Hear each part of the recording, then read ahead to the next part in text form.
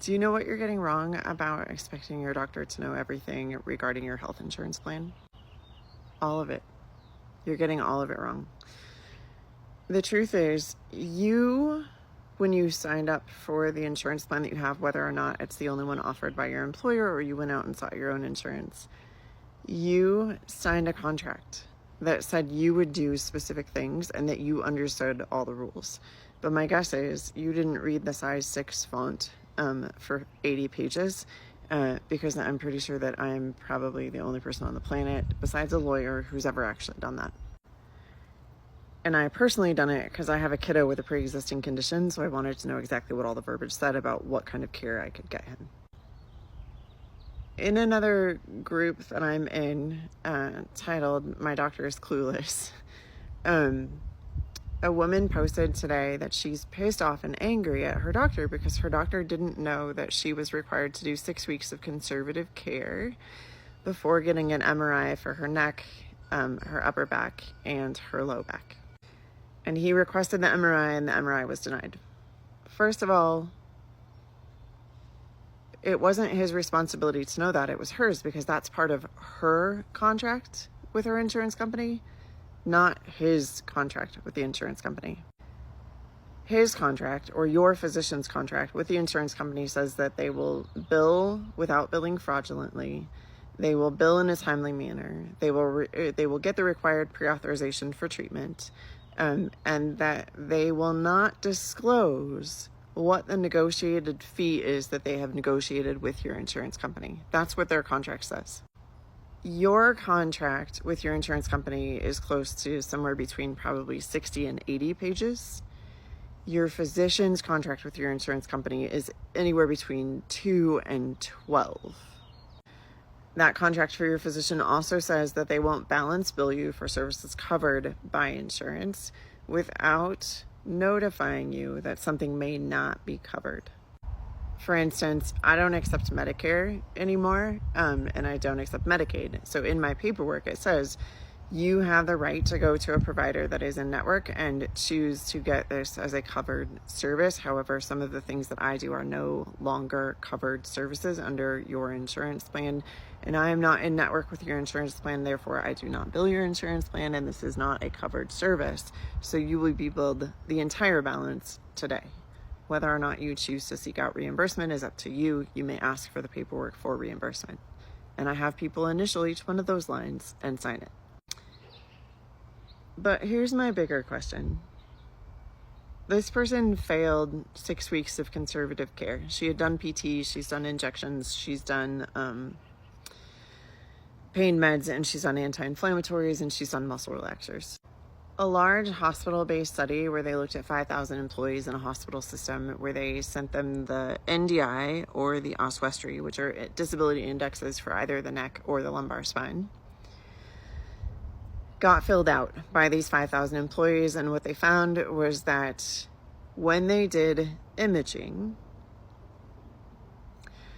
only 20% of the people who were rated at 40% disability according to these gold standard questionnaires had something physically wrong on an MRI. Only 20% of them. The rest of them had nothing wrong on an MRI. So why are we still doing MRIs unless we're looking for a tumor? And why would we order an MRI of the neck, the upper back and rib cage, and the lumbar spine for chronic low back pain? And when I say she failed conservative care, I don't know where she went to physical therapy. I don't know if it was a clinic that was owned by a physician group and she was one of 6 patients that was being seen within the hour by that PT, or if she was one-on-one with her PT for that 6 weeks, for 1 to 2 visits a week. I have no idea. I can tell you where I live, it is more common for patients to be 6-to-1 with their PT and no hands-on care. And what the research shows is that manipulation plus specific exercise for the core strength and hip strength of that person is what best helps low back pain. But manipulation would require one-on-one care. So most people would then fail conservative care in my area. But has anyone actually taken a legitimate history, like heard this person talk?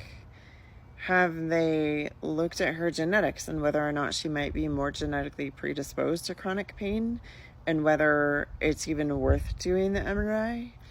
And have they done all of the physical tests to see whether or not this is a facet joint arthritis, a lumbar disc, or if it's just nerve pain? Or, like the client that I just had come in that failed 18 months of conservative care for ankle pain, was it not actually a problem there, and it's a problem in the neurological system not shutting on or shutting off something? I don't believe this doctor was trying to fail her. I don't believe that he is fully responsible for knowing each individual patient's insurance benefits, because that's not his contract. That is your contract. Other things you should know that I used to not be allowed to tell people, but I'm now allowed to tell people because I'm not in network with any insurance companies.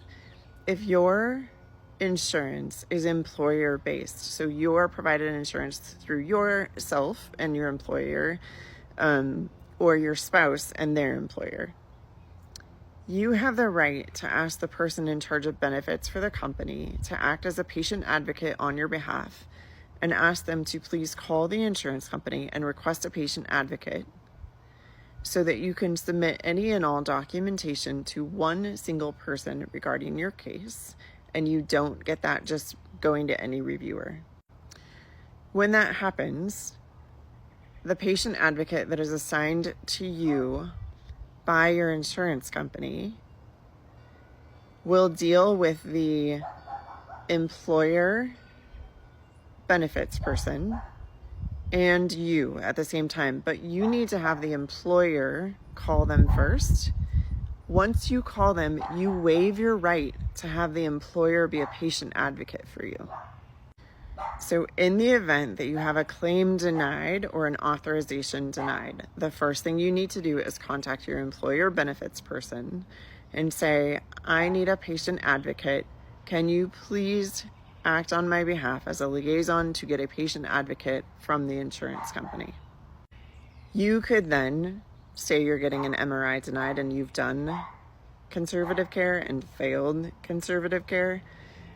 You can then say, I have all the documentation and paperwork from my failed conservative care. I would like to forward it to this patient advocate at the insurance company to prove that this has happened so I can get this MRI authorized. Can you help me with that? And you ask that of the employer. You then collect all the documentation, you give it to the employer, they send it to the patient advocate at the insurance company, and usually your MRI gets approved right away. If your MRI does not get approved, or whatever test it is that you're trying to get doesn't get approved, your next step on that denial would be to gather all of that paperwork, the paperwork from the physician, and take it to the insurance commissioner for your state and file a complaint against your insurance company for failure to deliver on your contract. The insurance commissioner will review everything and they will make a decision. If that decision is that you are approved for whatever testing it is, the insurance company then has like 30 days to actually get the testing done for you and approved for you. If it's that you've gone ahead and got testing done and you've paid out of pocket, they then have 30 days to repay you for the services you went and got. One of the things I will tell you is that I can get a patient a cash pay MRI for $450 with contrast. If I wanted to use my health insurance to get an MRI with contrast, it's $2,000. That's my copay. It is your responsibility to know what your benefits are, not your doctor's. That is not their job. Their job is to try and help you get testing that you need or help you get the care you need. That's it.